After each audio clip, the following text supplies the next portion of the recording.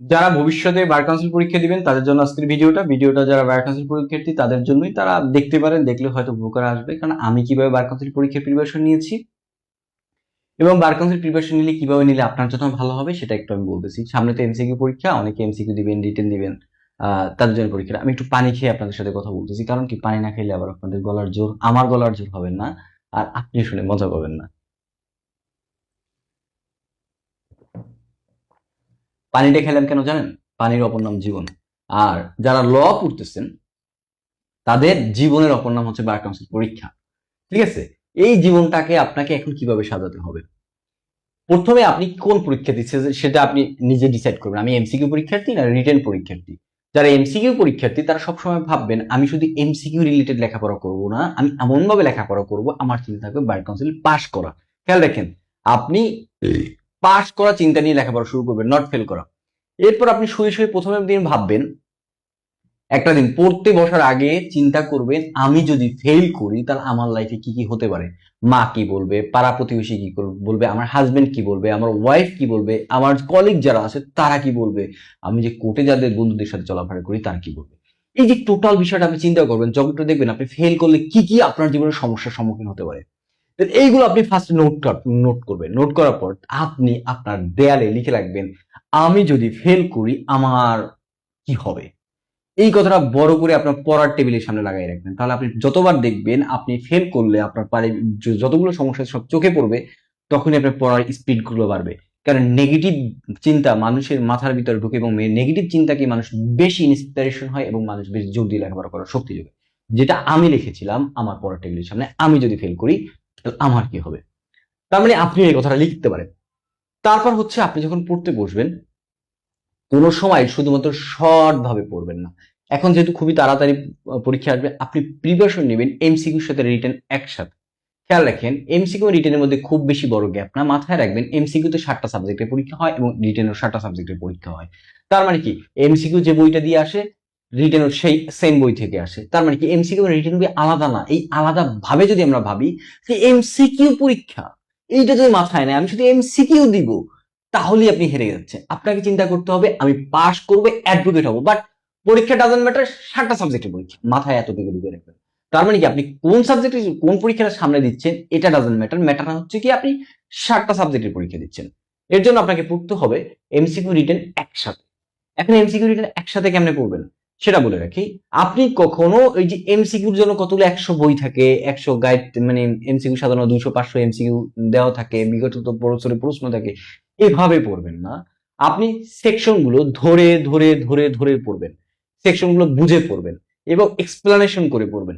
কারণ বিগত বছরের প্রশ্নটা হয়েছে খুবই সহজ, এভাবে যে আপনার জন্য সহজ প্রশ্ন আসবে বা এইটা ভাবার কোনো কারণ নাই। আপনার জন্য কঠিন প্রশ্ন আসতেই পারে ভাই বা বোন।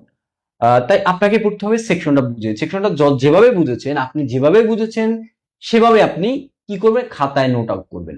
নোট আউট করলে হবে কি আপনার বইয়ের ভাষাগুলো অনেক কঠিন, বা যে গাইডটা দিয়ে পড়তেছেন সে গাইডের ভাষাও কঠিন, আপনি বুঝতে নাও পারেন, স্বাভাবিক। কিন্তু আপনি ওটা যদি নিজের ভাষায় বুঝতে পারেন, ধরেন আপনি বরিশাল্য ভাষায় বুঝছেন, বরিশাল্য ভাষায় লেখেন। আপনি ঢাকাইয়ের ভাষায় বুঝছেন, ঢাকাই ভাষায় লেখেন। লেখা ডাজেন্ট ম্যাটার, বোঝা হচ্ছে সবচেয়ে বড় ম্যাটার। তার মানে কি আপনি যেভাবে বুঝতেছেন সেভাবে আপনি লেখেন, অনুধাবন করেন, সেভাবে চিন্তা করেন। যদি কোনো বিষয় বুঝতে না পারেন সেটা নিয়ে কি করবেন, সেটা নিয়ে আপনি যে একটা থিওরি বানান, যে না আমি এভাবে বুঝতেছি, এইভাবে আমি কাজটা করি। ধরেন আপনি একটা জিনিস সেকশন পড়তেছেন, সেই সেকশনের সাথে আপনি কল্পনা করে চিন্তা করেন 420, অর্থাৎ প্রতারণা। আমি একটা উদাহরণ দিচ্ছি, দণ্ডবিধি না 420। ও প্রতারণা, তার মানে কি ও চিটিং কেমনে করে, ও আমাকে এইটা বলেছে বয়ার মাইক্রোফোন, আমি বয়া বলে বিশ্বাস করেছি।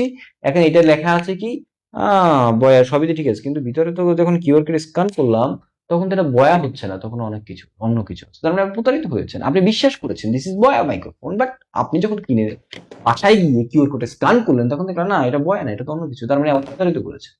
তার মানে কি এইরকম রিলেট করবেন যে আপনি একজন বিষয়টা বিশ্বাস করেছেন, সে বিশ্বাস করে তার কথায় বিশ্বাস হয়ে আপনি জিনিসটা পণ্যটা কিনেছেন, দ্যাটস আপনি প্রতারিত হয়েছেন, প্রতারণার সঙ্গে এভাবে। এখন এইভাবে করে আপনি সকল বিষয় আপনি নিজের সাথে প্র্যাকটিক্যাল লাইফের সাথে তুলনা করবেন। আপনি বলতে পারেন ভাই আমার মেধা শূন্য, আমি এত প্র্যাকটিক্যাল চিন্তা করতে পারি না, আমার প্র্যাকটিক্যাল চিন্তা করার আসলে অত ওয়াইড টাইম নাই, আমি কিভাবে করবো। ওকে ডান, আপনি কিছুই করতে হবে না। আপনি যে সেকশনটা পড়তেছেন আপনি দেখবেন আপনার সব সেকশন আপনি কোনো না কোনো লাইফের সাথে মানে জড়িত। চুরি, ডাকাতি, ধর্ষণ, তারপর আপনি যদি আরো যদি যান মানে কি অনিচ্ছায় প্রবেশাধিকার, ধাক্কা, যাই বলেন না কেন সকল কিছু দণ্ডবিধি সকল কিছু সম্পৃক্ত। তারপর যখন আপনি ক্রিমিনাল আইনটা পড়বেন, দেখেন ফৌজদারি যেটাকে বলা হয়, ফৌজদারি সাথে যখন পড়বেন, পুলিশ কেউ অ্যারেস্ট করে, কেউ অ্যারেস্ট করতে পারে, স্বাভাবিক আপনি চিন্তা করবেন যে পুলিশ অ্যারেস্ট করতে গুলি করতে পারে না, তো পুলিশ যতটুকু ফোর্স করতে পারে ততটুকু সে ফোর্স করতে পারে, স্বাভাবিক নিয়ম। তো আপনি এইভাবে যদি আপনি রিলেট করেন তাহলে দেখবেন আপনার জন্য খুবই স্বাভাবিক হয়ে যাচ্ছে। ও একটা মামলা কিভাবে দায়ের করতে হয়, এটা তো ক্রিমিনাল মামলা বলা হচ্ছে, আরজি টারজি কিভাবে লিখতে হয়, ওকে ডান, আমি তো এটা পারি। তখন দেওয়ানি মামলা যাবেন, দেওয়ানি মামলা 7 ধারায় আরজি কিভাবে লিখতে হয়, কিভাবে করতে হয়, ও এইভাবে তো একটা দরখাস্তের সাথে মিলাই রিলেট করবেন। ও আচ্ছা আচ্ছা, কোর্টের নাম, তারপর এর নাম, তারপর অমুকের নাম, ওকে ডান, আমি তো এটা বুঝতে পারছি, এটা দরখাস্তের সাথে একটু বড় কিছু, এলিভেটেড কিছু, এটা ডোন্ট ওয়ারি, টেক ইজি। এইভাবে করে যখন আপনি পড়বেন তখন আপনার কাছে খুব ভালো লাগবে। এরপর হচ্ছে যারা কোচিং করেন তাদের জন্য কথা বলি, কোচিং এ যা পড়ায় তাই পড়বেন, 10-12টা ভিডিও দেখার দরকার নাই। ধরেন আমি একটা কোচিং সেন্টার করি, আপনি আমার স্টুডেন্ট, আপনি আমার কথাগুলো শুনবেন, আরেকটা কোচিং সেন্টার কি বলতেছে সেটা শুনবেন না, আরেকটা কোচিং সেন্টার কি বলছে সেটা শুনবেন না, কারণ তার আপনি হযবরল হয়ে যাবেন। তার মানে কি, আপনি যে যার ইনস্ট্রাকশন নিচ্ছেন তার ইনস্ট্রাকশন নিয়ে মধ্যে সবসময় থাকবেন। এখন আসি আপনি বইটা কিভাবে পড়বেন। অনেকেই বলতে পারি ভাই আমি আসলে 7টা সাবজেক্ট তো পড়তে পারি, এখন কিভাবে পড়বো? 7টা সাবজেক্ট পড়বেন কিভাবে? ধরেন আপনি একটা রুটিন করবেন, যে আপনার একটা, আপনি জব করতে পারেন, আপনি জব না করতে পারেন, আপনি স্টুডেন্ট হতে পারেন, আপনি একটা রুটিন করবেন আপনার সময় অনুযায়ী। প্রথমে কি করবেন? প্রথমে 7টা সাবজেক্ট একটা করে রিভিশন দেবেন। খেয়াল রাখেন, একটা সিঙ্গেল রিভিশন দেবেন। যেই সিঙ্গেল রিভিশন দেওয়া আপনার কমপ্লিট হয়ে যাবে, তারপর একসাথে 2টা বা 3টা রিভিশন ধরেন সকালে ধরেন একটা কিভাবে বলেছি আমি, ধরেন ফৌজদারি কার্যবিধি আজকে থেকে 7 দিন করবেন বা 4 দিন করবেন। 4 দিনে আপনি পুরো ফৌজদারি আপনি কমপ্লিট করবেন। তারপর তামাদি ধরেন 2 দিনে সময় শেষ করবেন। এইভাবে করে একটা প্রথমে শেষ করবেন। শেষ করার পর যে একটা আপনার সবগুলো 7টা সাবজেক্ট কভার হয়ে যাবে। এরপর একটা আর পড়বেন না। একটার সাথে 2টা বা 3টা যোগ করবেন। ধরেন ফৌজদারির সাথে আপনি ধরেন দণ্ডবিধি ছোট একটা বই নিলেন, ধরেন এসআর অ্যাক্ট নিয়েছেন, বা এসআর অ্যাক্টের সাথে আপনি সিপিসি নিয়েছেন, বা লিমিটেশন অ্যাক্টের সাথে অন্য একটা নিয়েছেন। এইভাবে করে যদি আপনি মিলিয়ে পড়েন, বা ফৌজদারির সাথে এভিডেন্স অ্যাক্ট নিয়েছেন, তার মানে এখন 2টা বই আপনি কমপ্লিট করতেছেন। 2টা বই আরো টাইম কমায় নিয়ে আসবেন। কমায় নিয়ে আসবেন, দেখবেন আমার 2টা বই হয়ে গেছে। এরপর 2টা বই নেবেন, এরপর একসাথে 3টা বা 4টা বই নেবেন, যে আমি একসাথে 4টা বই আঁকাবো। এইভাবে করলে হবে কি, আপনি পড়াটা ভুলবেন না, খুবই তাড়াতাড়ি রিভিশন দিতে পারবেন। যেহেতু সময় কম, অনেকেরই অনেক পড়া হয়ে গেছে আমি জানি, তাহলে আপনার যে স্টেজে আছেন সেই স্টেজ সেভাবে কমপ্লিট করবেন। এরপর কি করবেন? প্রচুর নোট করবেন, যা পড়বেন তাই নিজে খাতায় লিখবেন। ধরেন পড়তেছেন, পড়ার পর যে এই 20টা সেকশন পড়ছি, 20টা সেকশনে 20টা পয়েন্ট আমি লিখে রাখি।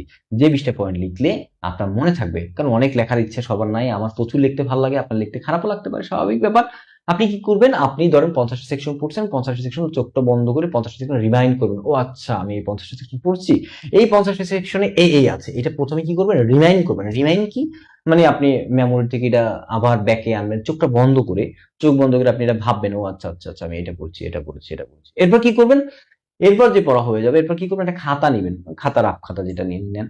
এরপর ওই যে 50টা সেকশন বা 70টা সেকশন বা 100 সেকশন যাই পড়েন না কেন, আপনি যতগুলো কমপ্লিট করতে পারেন সেগুলো কি করবেন, সেগুলো আপনি প্রতিটা টু দা পয়েন্টে কয়েকটি হেডিং লেখেন, বা যা লেখেন 2 কথা 3 কথা লিখলে, যে ও আচ্ছা আমি এই 3টা কথা লিখলে আমার এই সেকশনটা মনে পড়ে। এভাবে করে আপনি রিভিশন দিবেন, নিজের যে মনে রিভিশন। মনে রাখবেন, পানির অপর নাম যেমন জীবন, বার কাউন্সিল পরীক্ষা হচ্ছে ল স্টুডেন্টদের জীবন, তাই কি এটা ভুলবেন না। এভাবে করে যখন রিভিশন দেবেন তখন আপনার সম্পূর্ণ পড়াটা কমপ্লিট হয়ে যাবে। এরপর আপনি কি করবেন, বাজার থেকে যে কোনো একটা এমসিকিউ গাইড কিনবেন, যে কোনো একটা এমসিকিউ যেখানে 200-300 এমসিকিউ দেওয়া থাকে, যত বেশি দেওয়া থাকে, যত সহজ হোক কিংবা কঠিন হোক, প্রচলিত সিস্টেমে হোক, প্রচলিত সিস্টেমের বাইরে হোক, যা লিখতে পাই ওইটা কিনবেন। কেনার পর মুখস্থ খালি নিজে ডেইলি এক্সাম দেবেন। এক্সাম দেওয়ার পরে শেষ করবেন। যে এখন বলতে পারেন ভাই আমি রিটেন পরীক্ষার্থী, আমি কি করবো? আপনার জন্য সহজ স্বাবলম্বী উত্তর, এইভাবে লেখাপড়া করার পর আপনি বাজার থেকে, বা আপনার যে গাইড বই আছে, যে বইতে বিগত বছরের কোশ্চেন দেওয়া আছে, বা কোনো একটা গাইড বইতে যে বিগত বছরের কোশ্চেন গুলো দেওয়া থাকে, সেই কোশ্চেন গুলো ধরবেন, ধরার পর আপনি কি করবেন, প্রশ্ন পড়বেন। প্রশ্ন পড়ে আপনি কি করবেন, আপনার সাথে আহ মনে করুন প্রশ্ন পড়তেছেন, আর এইটা কোন সেকশনে যায়, কোন সেকশন রিলেট করা যায়, এইটা দেখুন আপনি পারেন কিনা। ওকে ডান, আমি এই সেকশন গুলো বলতে পারি, মানে এই সেকশন গুলো আমি বুঝতে পারছি, এই প্রশ্নের সাথে এই 4টা 5টা সেকশন যায়, আমি এটা বুঝতে পারছি। ওকে ডান, এখন এই 4টা 5টা সেকশন, এই 4টা 5টা সেকশন কি করবেন, আপনি মনে করতে পারেননি, ও আচ্ছা 4টা 5টা সেকশন বলেছি, এই সেকশনে এই সেকশন যায়, এখন এই সেকশনে জিনিসটা কি আছে এটা মনে রিমাইন্ড করি, লেখার দরকার নাই। এরপর খাতায় কি করবেন, ওই 3টা 5টা সেকশন লিখবেন, 5টা সেকশন টু দ্য পয়েন্ট লিখবেন। এখন প্রশ্ন কিভাবে সাজাবেন সেটা নিয়ে বড় বিষয় একটা জিনিস থাকে যে ভাই আমি কতটুকু প্রশ্ন লিখলে রিটেন পরীক্ষা ভালো নাম্বার পেতে পারি। ভাই আমি সবার জন্য কথাগুলো বলতেছি, ভিডিওটা একটু বড় হচ্ছে, সরি ফর দ্যাট। আলটিমেটলি আসলে আমার এই ছাড়া কোনো গতি নেই, কারণ এতগুলো ভিডিও বানানো সম্ভব না, সবাই তার জন্য সরি। এরপর কি করবেন, 4টা 5টা প্রশ্ন কিভাবে লিখবেন। লেখার পর আপনি লেখার শুরুটা করবেন, দেখেন আপনি প্রতিটা প্রশ্ন দেখবেন যাই চাক না কেন, এটা নিয়ে আমি একটা কমপ্লিকেটেড ভিডিও আমার দেওয়া আছে আমার অনেক, আমার যে পিছনে ভিডিওগুলো দেখেন রিটেন পরীক্ষা কিভাবে লিখতে হয়। তারপরে বলে রাখি, ধরেন একটা কোশ্চেন দিয়ে দিচ্ছে, ওই কোশ্চেনের সংজ্ঞা থেকে শুরু করবেন, এবং সংজ্ঞা থেকে শুরু করে তারপর আপনি সেকশনে যা বলা আছে ততটুকু টু দ্য পয়েন্টে লিখবেন। খেয়াল রাখেন বেশি লেখার দরকার নাই, খাতা মাইক্রো ওজন লিখে পরীক্ষা নাম্বার দেওয়া হয়। আপনি যদি টু দ্য পয়েন্টে লিখতে পারেন, ফিক্সড নাম্বার, একদম অল্পের মধ্যে গুছিয়ে লিখতে পারেন, আপনার নাম্বার পাওয়া যাবে। তার মানে কি, যে প্রশ্নটা লিখুক না কেন ওই প্রশ্নটা একটা ভূমিকা দিয়ে শুরু করবেন। শুরু করলে প্রতিটা 3 থেকে 4টা যদি ভাগ থাকে, 4টা ভাগে যা যা চেয়েছে তাই সেকশন যতটুকু আছে ততটুকু লিখবেন। সাথে যদি এক্সাম্পল, অর্থাৎ এক্সাম্পল দিতে হয়, কেস রেফারেন্স দিতে হয়, কেস রেফারেন্স মুখস্থ থাকবে না, আমারও মুখস্থ ছিল না, আমি জীবনে কেস রেফারেন্স এখনো মুখস্থ রাখতে পারি না। দেখে দেখেই কোটে আমি মানে এটা প্রেজেন্ট করি, ডিএলআর দেখে ফটোকপি দেখে আমি প্রেজেন্ট করি। আমি কখনোই আমি কেস রেফারেন্স মুখস্থ করতে পারিনি, কেসের নাম সাল অনেক কঠিন একটা বিষয়। আপনি পারবেন কিনা জানি না, আপনার যদি মেধা ভালো হয়ে থাকে আপনি পারতে পারেন। এরপর কি করবেন, যদি কোনো জায়গায় এক্সাম্পল দিতে হয় নিজের মতো বানায়া একটা এক্সাম্পল দিবেন, ক খ গ আপনি যেটা বুঝেছেন কোনো ক্ষেত্রে, দরকার নাই আপনার কেস রেফারেন্স দেওয়ার। তাহলে আপনি এভাবে করে পরীক্ষার রিটেন শেষ করতে পারবেন। এভাবে করে এমসিকিউ রিটেনের ডাবল প্রিপারেশন একসাথে নেওয়া যায়। আশা করি সবার কতটুকু উপকার হয়েছে আমি জানি না, তো পড়াশোনার ক্ষেত্রে আপনি একটু চেয়ার চেয়ার টেবিলে হচ্ছে বসে লেখাপড়া করার ট্রাই করবেন। আহ শুইয়া বসে লেখাপড়া করার ট্রাই করবেন না। চেয়ার টেবিলে একটু জোরে পড়বেন। পড়াটা আসছে না, আপনার ভয়েসটা একটু লাউডলি পড়লে হয় কি, আপনার কণ্ঠটা যখন আমার কানে যাচ্ছে, যে আমার কথাগুলো আমি বলতেছি আমার কানে যাচ্ছে, যখন আমি বলতে বুঝতে পারতেছি যে দেখেন ভিডিওটা কোনো কাট ছাট ভিডিও না, একদম এডিটেড না, আমার ভিডিওটা র ভিডিও, এই ভিডিওটা আমি একটা সেকেন্ডও কাটে। তার মানে কি, আমি যে কথাটা বলতেছি এই কথাটা আমার কানে যাচ্ছে। তাই কানে গেলে হচ্ছে কি ভাই, আমি আমার ভুলটা ধরতে পারছি, সাথে সাথে আমি মানে এটা কি মানে আপনার শুধরাইতে পারি, সোজা বাংলা কথা শুধরাইতে পারি। তা আপনি যখন পড়াটা একটু জোরে পড়বেন তখন আপনার ভুলটা কি সঠিকটা কি আপনার মগজের সাথে ব্রেনে ঢুকে যাবে। এটা হচ্ছে ভাই সাইকোলজিক্যাল ব্যাপার, এটা সাইন্টিফিক ম্যাটার। আপনারা পড়তে পারলে বুঝতে পারবেন। এবার একটু জোরে পড়ুন, বাসায় লজ্জা থাকুক, যাই থাকুক না, শ্বশুর শাশুড়ি বা বউ বা সন্তান যাই থাকুক না কেন ভাই, পাস করতে হবে, এটাই তো বড় কথা। লজ্জা ভেঙেই পড়তে হবে। এবং পড়ার সময় আশেপাশে মেয়ে হইলে আয়না টানা রাখবেন না, কেন আপনারা অনেক সুন্দরী মানুষ, আপনারা আয়না দেখতে পছন্দ করেন। মোবাইলটা একটু দূরে রাখবেন, কাজের চাপটা যতই থাকুক না কেন 2 ঘন্টা যদি পড়েন 2 ঘন্টা একটু মোবাইলটা একটু দূরে রাখবেন, ঠিক আছে? 2টা ঘন্টা তো ডেইলি বেশি পড়া লাগে না আসলে, সত্যি কথা বলতে কি আমি খুব বেশি পড়ি নাই। 2 থেকে আড়াই ঘন্টা বা 3 ঘন্টা যদি মন দিয়ে পড়ে একটা মানুষ, আমার মনে হয় তারা বেশি পড়ার দরকার নাই। সারা রাত জেগে সারা দিন জেগে পড়ার এখানে বার কাউন্সিল কিছুই নাই, বিশ্বাস করেন। যদি মন দিয়ে বুঝে পড়েন, নিজের সাথে নিজে এক্সাম্পল সেট করে পড়েন, সুন্দর করে অনুধাবন করে পড়েন, আমার মনে হয় একটা স্টুডেন্টের, একজন দুর্বল স্টুডেন্টের পার ডে যদি 2.5 ঘন্টা থেকে 3 ঘন্টা লেখাপড়া করে, 3 ঘন্টা দরকার নেই, এককালে 2.5 ঘন্টা লেখাপড়া করলে আর তার লেখাপড়া দরকার নেই। কিন্তু মন দিয়ে পড়তে হবে। আমি যে পজিশনে বলেছি, যেভাবে বলেছি সেভাবে যে লেখাপড়া করে, তার 2.5 ঘন্টা বেশি পড়ার দরকার নেই, 2.5 ঘন্টা অনেক পড়া যাবে, অনেক। সবাই ভালো থাকবেন, সুন্দর থাকবেন। তারপর যদি কারো কোনো কোশ্চেন থাকে আমাকে কোশ্চেন করবেন কমেন্টস বক্সে, আমি ইনশাল্লাহ রিপ্লাই দিব। মেসেঞ্জারে মানে রিপ্লাই মেসেজ দিয়েন না, হোয়াটসঅ্যাপে দিয়েন, সমস্যা নাই। আর ঢাকা করে যারা আসেন আমার চেম্বারে আসেন, আমি ইনশাল্লাহ আপনাদের প্র্যাকটিক্যালি যতটুকু পারি আমি বুঝাবো। সবাই ভালো থাকবেন। আসসালামু আলাইকুম রহমতুল্লাহি ওয়া বারাকাতুহু।